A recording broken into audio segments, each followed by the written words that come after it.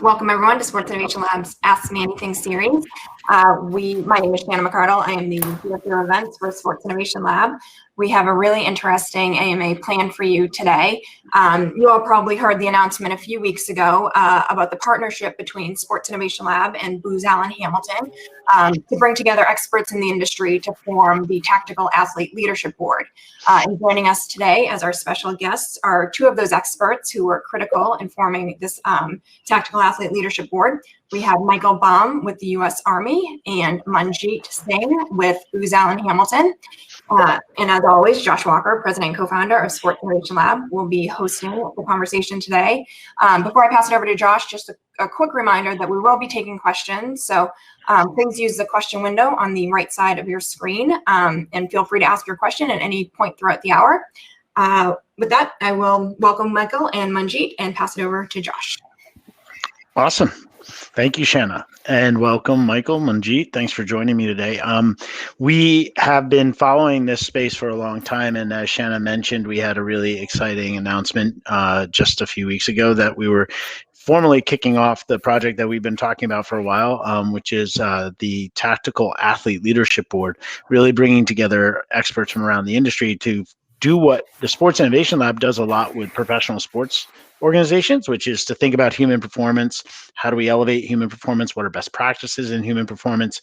And you do spend all of your time thinking about human performance, the elite athlete in the tactical field, the warfighter, our soldiers, our men and women of the Army and armed forces. So this is a great opportunity for us to share some of the learnings you guys have, but also to infuse the things we've learned from working with the NFL, NHL, and other leading sports organizations as they train their athletes to keep them safe, think about how they recover, best practices in nutrition and cognitive things as well. So that's really the backdrop for this conversation. So if you as an attendee have any questions on those topics, please feel free to shoot those over.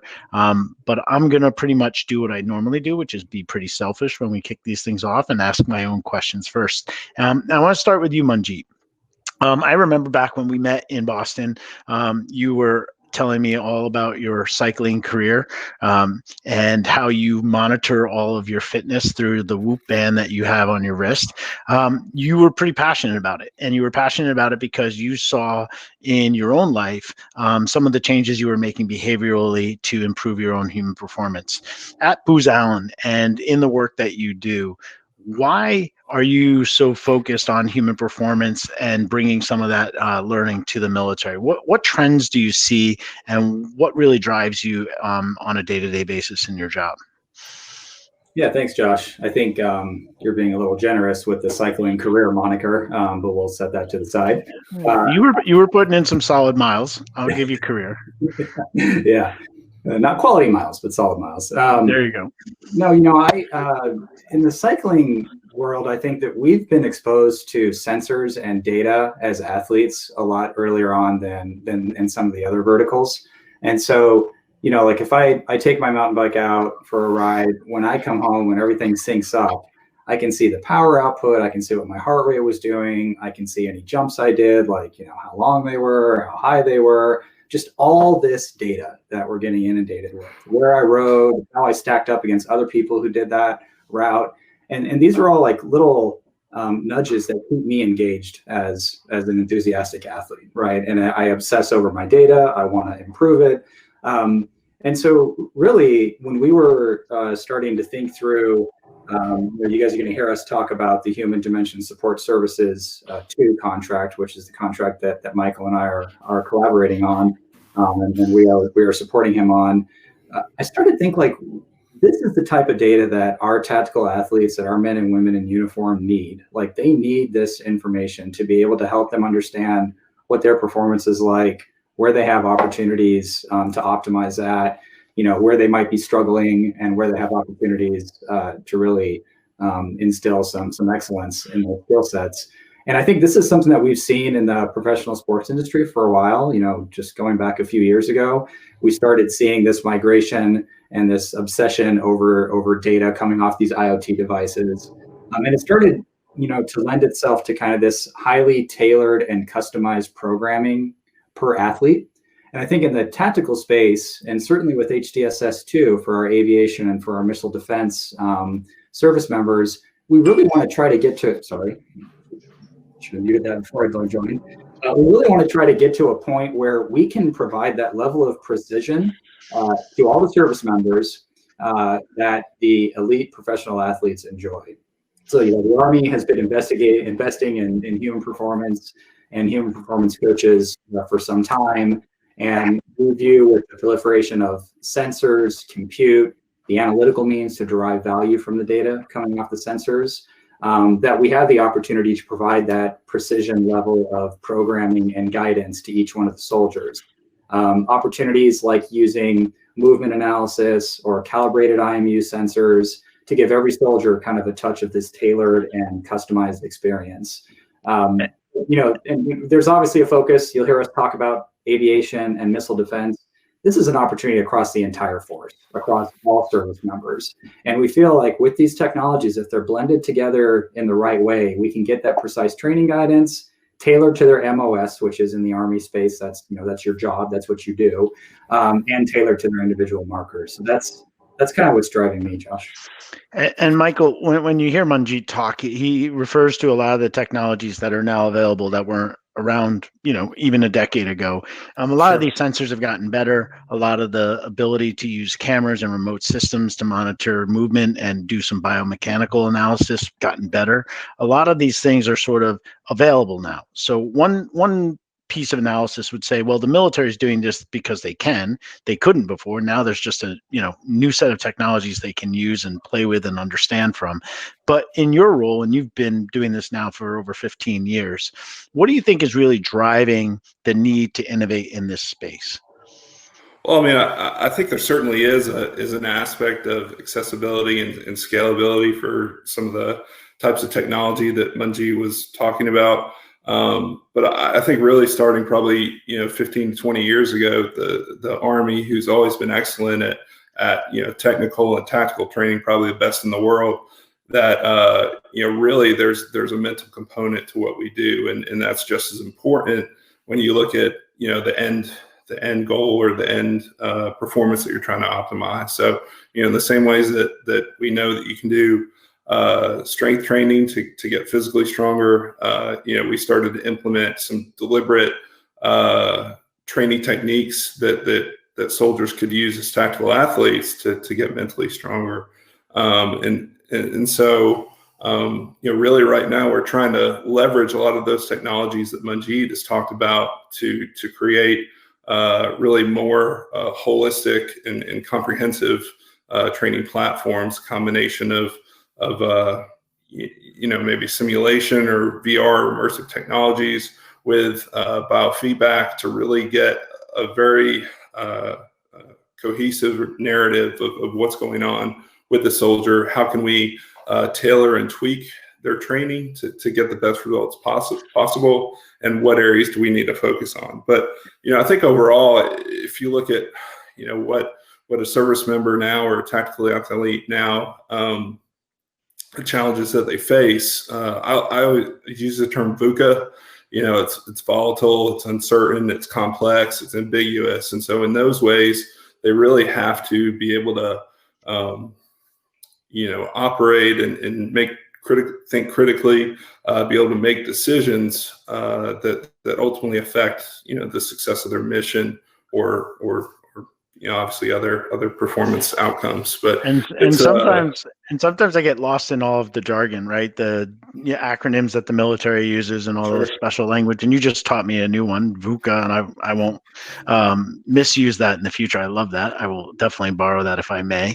But this project, the one that Munjeet's referring to, the one that he's supporting you guys on, is this really just about the Army, or are there other branches of the military that have expressed interest in this area of innovation? Sure. So primarily I'm an Army civilian, so we do focus on Army, but a lot of the technologies or techniques that we develop, we can leverage across, obviously DoD and different organizations. So, over the past 10 years, I've worked with obviously Army, Air Force, Navy. I've worked with other federal organizations like TSA, for example, We've worked with the NFL, with the Indianapolis Colts, NASCAR, NCAA. So in a lot of ways, looking back, 15 years, the Army definitely was an innovator in the sport and performance psychology realm. And so, obviously anything that we've learned, we want to share with other DoD services or anyone that really that wants to partner and really move forward to innovate together. And how do you define the space of psychology for this purpose, right? Is it, diagnostic? Is it deterministic? Where are you trying to focus on the soldier in the whole realm of their psychology? Is it readiness? Is it recovery? Is it, return from the field? That is such a broad space in my mind. And there's so many different ways you can collect, analyze, and deliver those insights. I'm really wondering, all of those different case studies you talked about, NASCAR, the Colts, otherwise, were those longitudinal studies? Were they just, snapshots in time? What were you guys looking for, and what did you learn? Sure. So for the most part, we're trying to contribute to readiness and having a ready force, whether that be soldiers that are more mentally prepared, soldiers that are trained and can function at a higher level, or we've been involved, for example, with the warrior transition units within the Army. So taking someone that has had an injury and using performance psychology and biofeedback to help them rehabilitate faster, and then also having an end goal in mind, whether that be transition to a successful civilian career or back into active duty. But really, it's all about readiness and having a force that's prepared, a force that is well trained and ready to go. In professional sports, they talk a lot about return to play, which is the idea that, as soon as somebody gets injured, you start calculating their return to play ability, right? Which is like, how quickly can they recover? How quickly can they be back on the field? Does the military have a similar metric or, milestone that they look for in terms of, making sure that the athlete that is injured, that is, it could be traumatic, it could be cognitive, it could be neurological, it could be physical. Like, where is the metric that says, hey, we've done a good job getting this person back? Right. So there's, in my experience, there's been two main areas. One is injuries that happen during kind of common PT, for example, like within a basic combat training or something like that. So we can look at, the time that they're in injured, the FTU unit. And again, like you said, kind of the return to duty time there. How long does it take them to return back to a BCT cycle? On the word transition unit side, we are looking at numbers and obviously trying to equip these servicemen and women to be successful going forward. And they do track, obviously, the numbers, the total populations that are in each unit. And then, on the clinical side, there's a whole host of inventories that they do to look at, total health and well-being as well. Well, this whole session is called an Ask Me Anything, so we are going to start taking a few questions as they come in. So I hope you guys are flexible enough to dance around a little bit, but I'll try to get us back on track with our own line of questions as well. I see a question from Sean McKenna. Good to see you, my friend. One of the original Booz Allen folks that we started our company with in Boston. Sean asks, there's some tricky issues around using data in professional sports. The agents don't want, the leagues to have the data. They certainly want to be able to negotiate. There's all kinds of privacy and issues like that. Is there a corollary in the military? Not just privacy, but is there a way that data could be used both to give soldiers an advantage in their advancement in their career or to hold them back? And do you guys have to deal with that as you consider what data to collect and how to analyze it? Munjeet, you want to take that? Yeah. Can you guys hear me okay? I had to switch. Absolutely. Yeah. No. Weird network issues. It's a rough day today. So I think, there's a few areas there. I think, I go back to one of the studies that was done about 5 months ago, PPG based sensor gave, I think it was Whoop actually, gave one group access to their own data.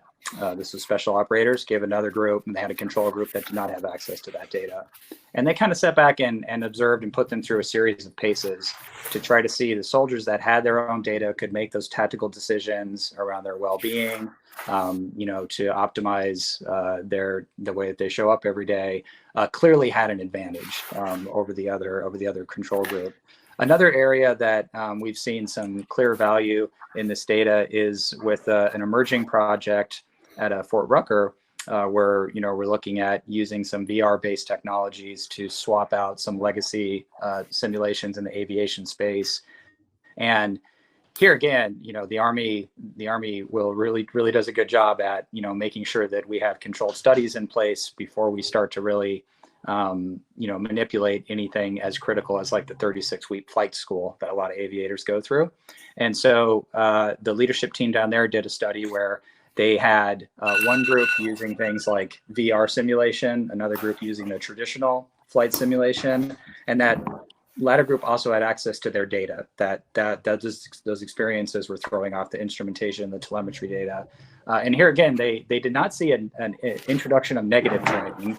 They saw that group was right on par with the other group. So I think we're starting to see some controlled studies that have proven that soldiers getting access to their data and being able to make those just-in-time decisions to optimize their performance have a clearer role in the military.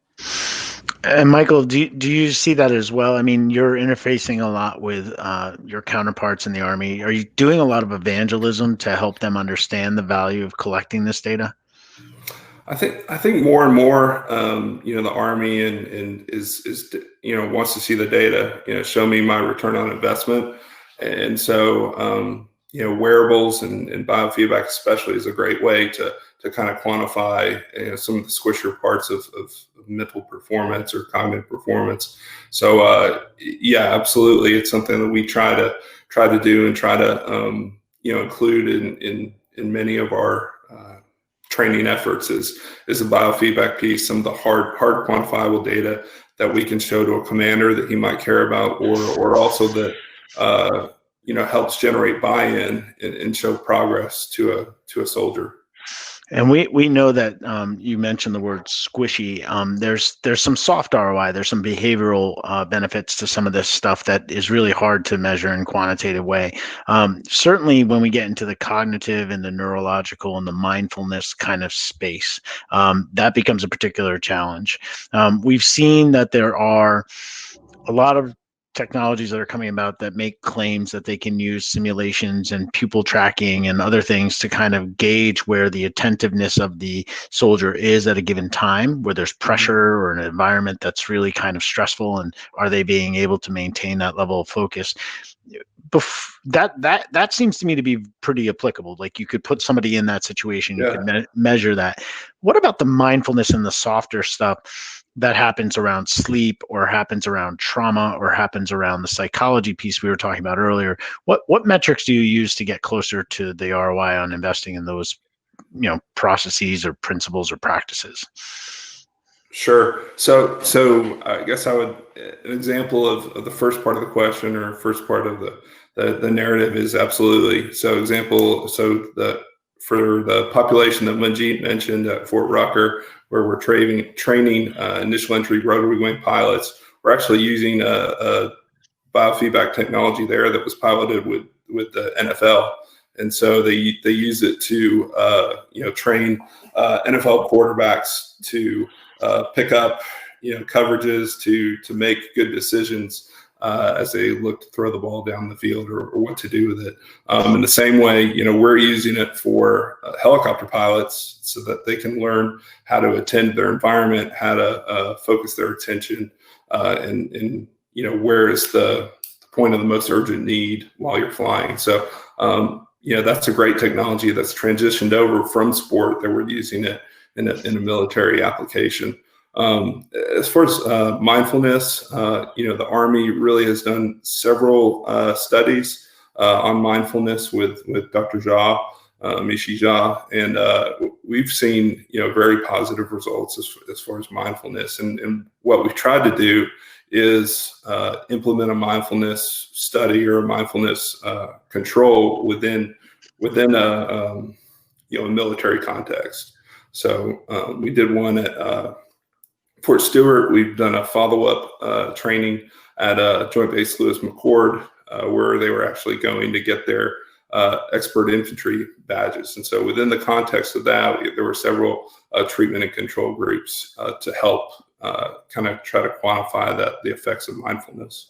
And Munjeet, I know that part of the relationship that we established to do the leadership board was that the Sports Innovation Lab would try to bring some of our research to bear to help identify some of these leading companies that could help, right? Help collect, help analyze, and help deliver insights around this data. But Josh's question is one that probably is better for you than for me, which is like, what kind of technologies are you looking for?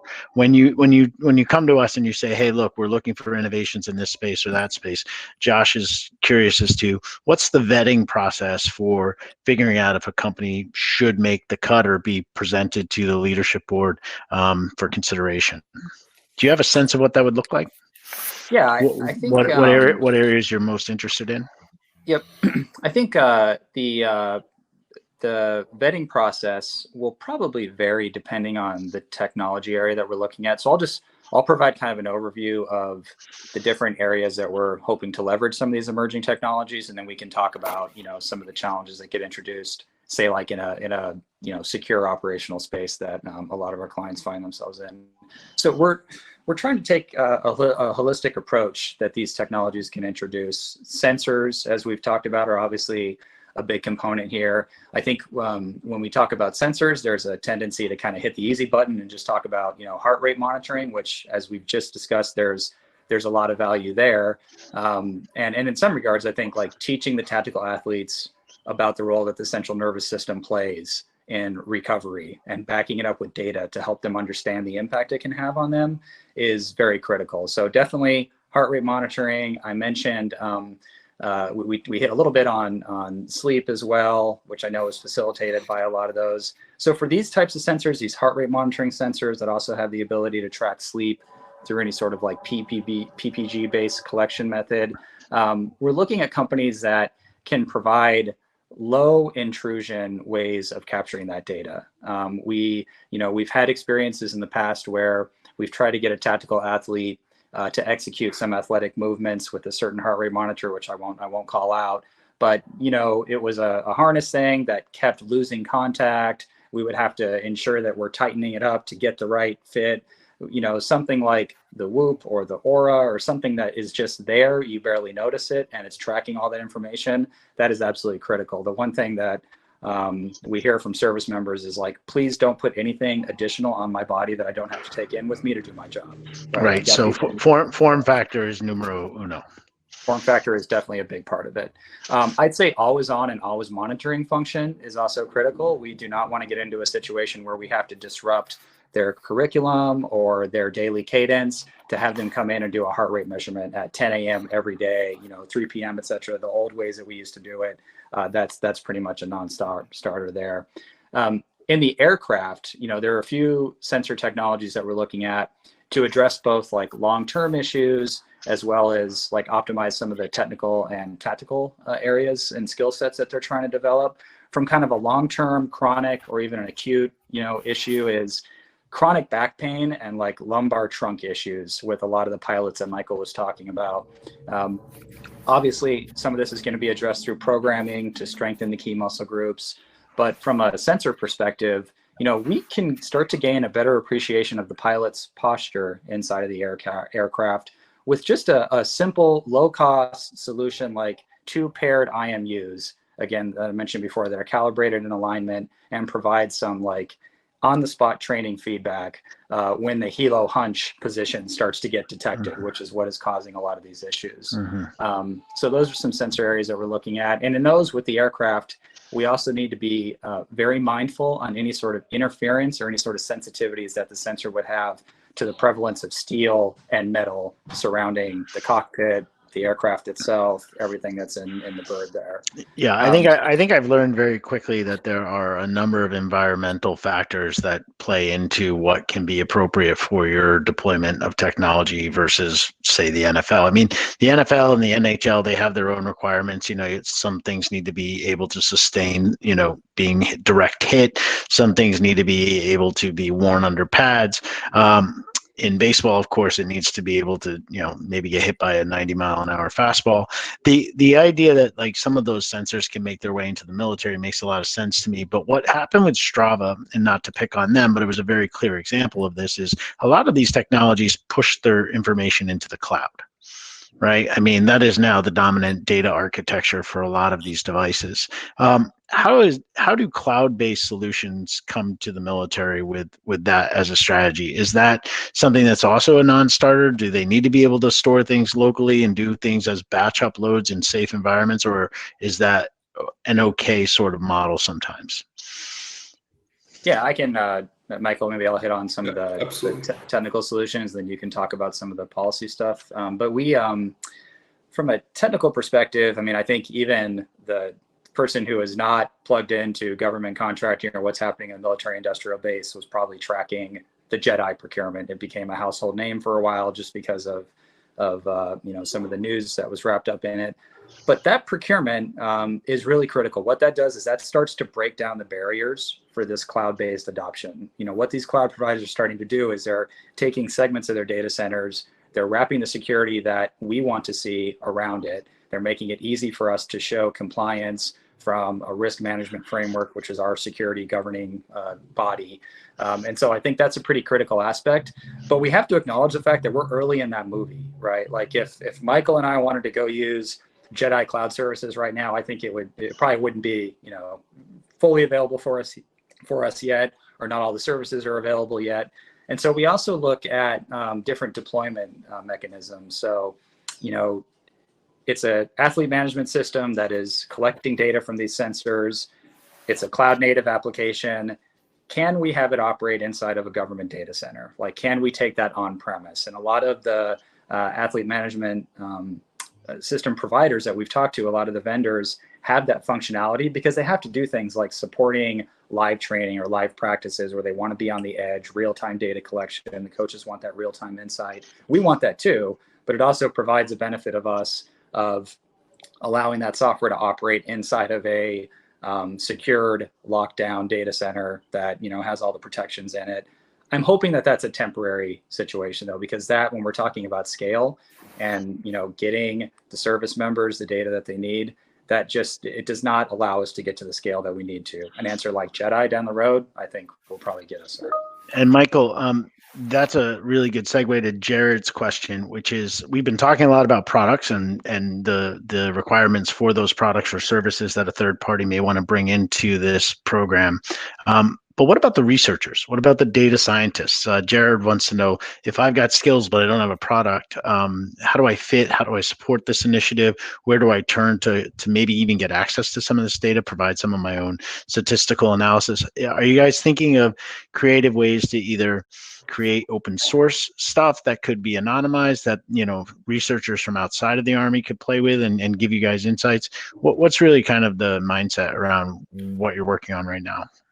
Yeah, so there's a few different areas. I think, for the first one, we do work, concerning demographic information or PHI or PHA. We do work with, research organizations within the Army or within DoD. So working with, U.S. Army Medical Research Material Command or U.S. Army Aeromedical Research Command. So they really have, have the processes in place to be able to deal with information that's sensitive. But I would say there are a lot of opportunities for the data analysis side. And so just like you said, at Fort Rucker, for example, where we are providing the data set for a program called Aviator Training Next to several vendors to help them really do some machine learning on future products that we're going to use to tailor and improve them for our purposes.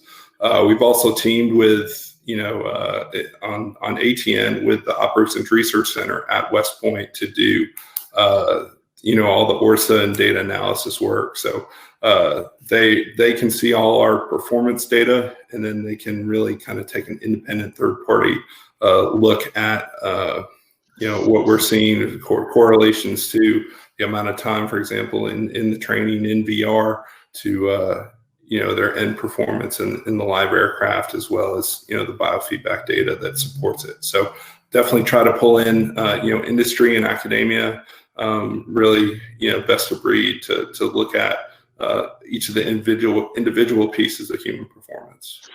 And bringing together academia and best of breed is certainly what the leadership board is focused on. Munjeet, this was your vision with Michael even before we got involved. You guys were running a think tank in the human performance space.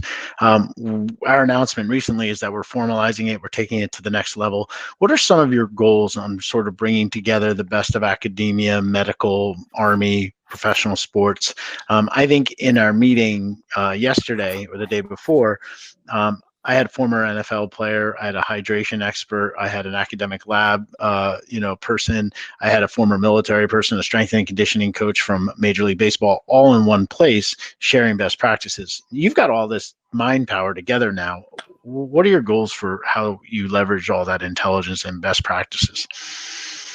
Yeah, I think when we had kind of proposed the idea, it was an acknowledgement that, look, as Booz Allen, we are not at the pointy end of the spear in the sports industry like a lot of you are that are on this AMA. And so, we obviously have a human performance practice, but we do not have the years of experience that I think a lot of you have had. And just on some of the basic things is where we're starting, right? Like, which sensors are you working with now? Which ones have proven themselves to be resilient in austere environments or in tough situations? Josh, you were hitting on earlier in terms of like its ability to take a hit and, some of the form factor aspects of it. Another thing is around just the normalizing of data. We've got, you swing a dead cat in our virtual AMA here and you'll probably hit like 20 or 30 different sensors on 3 different people. They're all tracking data at different sampling rates. They all have different protocol windows. They have different protocols. And so when we started thinking through this and we were thinking through just the whole world of sensors that the Army could make use of, from the sensors built into the VR headset to biomechanical to, markerless motion capture, to the heart rate monitors that we've talked about. How do you kind of normalize all that data? How do you time sync correlate it? And we did not want to be the organization that was going through the same painful lessons learned that the sports industry had already tackled. And, we also just selfishly, from a contractor perspective, wanted to know that the recommendation that we were giving to our client had been vetted and proven in the elite sports world. And so really it was just an opportunity to learn from all of you, and not repeat some of the mistakes maybe that you guys had executed a few years ago when, you were trying to instrument out all your athletes. And Michael, Nick asks a question that you probably have pretty good experience with over the last 15 years. It deals with self-reported data. We've spent most of the time talking about stuff that doesn't need to be reported because it's, to Munjeet's point, always on, right? It's always collecting. It's a sensor. It's something that they don't even need to know is on their body. Have you had success with self-reported data? Does it still play a role in the future when we can instrument the tactical athlete and learn directly from these sensors? Yeah, I think it still does play an important role. I mean, if you look at our kind of measurement and data collection framework, we really try to have 3 components of it. One is really a commander's metric. It's a single outcome, measurable outcome that a commander wants to improve or impact as a result of the training. The second's kind of the hard biofeedback, quantitative data. And the third is really self-report surveys, themed interviews where we can look at common trends. Skill usage is an oldie but goodie. It's been around for a long time, but tell me what skills you used, when you used them, and whether you found that they were useful. And hopefully there's a correlation there between maybe that commander's end metric that he wants to impact and skill usage, and in the reverse, if they said, hey, I thought mental skills training was not applicable and I didn't use it, You don't obviously don't want anybody to do bad, but hopefully there's a correlation there. So I definitely do think there's value in self-reported inventories.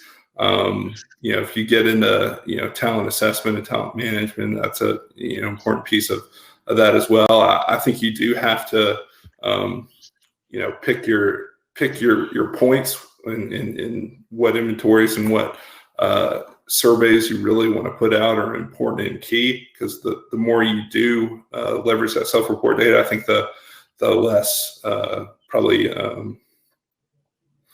not honest, but probably less the less useful the responses will be. You're going to get a lot more canned responses. So I remember during our leadership board meeting, a lot of the feedback from the experts was that a lot of the initiatives to study any of this come from the top down. mm-hmm. Are you guys aware of anything that's come from the bottom up, meaning like that the tactical athletes have requested something like, hey, I need better sleep, or I want more nutrition statistics, or I want to understand my fitness better, or the strength and conditioning stuff you're doing is antiquated. I'm coming from, Ohio State, and I know we do things differently there. Like, is there anything like that that's kind of bubbled up from the soldiers themselves? It was a really interesting point, because like I can understand why it would be like, oh yeah, like some leadership just got pitched on this idea, or it's the next wave of things that need to be done here. But like, I'm wondering how many times to the point of self-reported, that the soldier themselves get asked, like, what would you like to try? Can you think of anything? We couldn't, so I'm going to give you guys a hall pass if you can't. We couldn't think of anything where there had been a exhaustive or sustained effort to kind of go out into the field and ask. Do they do that in the military, or is that just not culturally okay? I think very much the military, just probably like sports as well. There is definitely a mandated component to it. I mean, the Army has mandated resiliency training, for example, and it's great stuff, and we worked and helped to develop it. But I would say, especially with high performing populations, you look at like special operator, they're gonna grasp on anything that they feel like can give them an advantage and help them get better. So I can't think of specific examples, but I will tell you they are hungry for tools. Because they know and believe that mental and cognitive, in addition to things like physical therapy and nutrition, and are just as important as the physical component. So they want all the tools that they can have to perform better within their group, and obviously ultimately hopefully help save life and keep them safe. So we're getting, sorry, go ahead, Munjeet. I was just going to say, I have seen, I agree with what Michael said. There has been some interest in VR. I think what's interesting is that like a lot of these service members come in and they're drinking from a fire hose from day one. I never served in the Army, but after listening to the stories of some of the clients, like it is a constant deluge of data and physical conditioning tests and, optimizing or perfecting your skill and your MOS. And so the interest that I heard from our USASOC, our USASOC organization, which is, houses the Green Berets, I think is probably the more household name for them. They were basically saying like, look, we have these kids coming in who are used to playing video games, and then we're hitting them with a big PowerPoint deck to do something like, set up a point to engage some sort of action with an enemy or with a friendly. And then we're asking them to go into the forest and replicate that. And they're like, that there's a huge learning gap there. They're asking if there's other ways of teaching it. And so we were like, hey, how about VR? I think as some of these soldiers get more seasoned in their career, you start to hear a lot about, there's sometimes a drop off in terms of what they can simulate out in theater versus what they can simulate in CONUS in the United States within our borders. And that's just because of some of the training apparatus that we have stood up. A lot of these simulators are room-sized simulators or room-sized flight simulators that they just don't travel well, right? It's hard to get it out to theater. And so like if a fire team wanted to run through the paces, it makes it difficult. They have to immediately go to a live training exercise in areas where they can do it. It opens up all sorts of variables. And so as those more seasoned soldiers are saying, like, I want to be able to train where I fight. And to the extent that I can do that, to the extent that I can have that capability out in theater, even if it's a little bit diluted, but at least helps me go through the motions with my team. That is one area where we're starting to see some interest. Yeah, no, that's really interesting. That's like it gives a new sense of what portability means to the opportunity, and continuation, right? The last thing you want to do is spend all this time doing it here, and then when they deploy, they can't continue on the program. We're getting close to the bottom of the hour. I usually like to wrap up around 50 minutes, so I want to make sure you guys get to touch on many of the other topics that we discussed. So let's go crystal ball real quick. Let's look out in the future. Michael, start with you. Within all the applications that you're seeing being deployed, being used, being tested right now, where do you think the future is for the work you do, and what are you most excited about?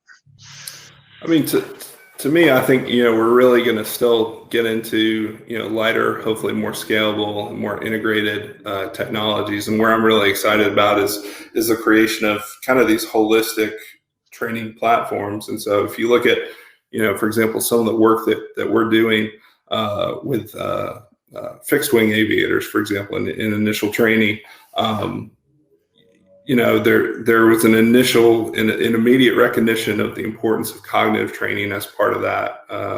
So not only are we giving them tools so they can train, more effectively in a more individualized environment and have it, accessible to them, just like Munjeet said, but we're giving them, really a cohesive platform. And then the second year, one of the things we saw we're training these high-speed pilots. They're going to be the future fighter pilots for DoD. We're giving them, mental training, and then they're eating a Snickers and a Red Bull for lunch. And so we brought in strength and conditioning and nutrition in the program. If we're really trying to optimize human performance and train these guys and get them to perform at the best of their abilities, we really need to holistically look at everything. And then the other part, again, holistically, is the ability to individualize training. So I mentioned Aviator Training Next. We have another program called Pilot Training Next, and we actually, I don't think it was ready for prime time, but we could actually take cameras and look at again, eye and iris muscle movements around the eye and measure stress and cognitive load while they were going through simulations. Yeah. And so based on that, we can make real-time adjustments to the complexity and difficulty of the training scenario. So if somebody's topped out and they're completely stressed, they're not going to absorb anything else.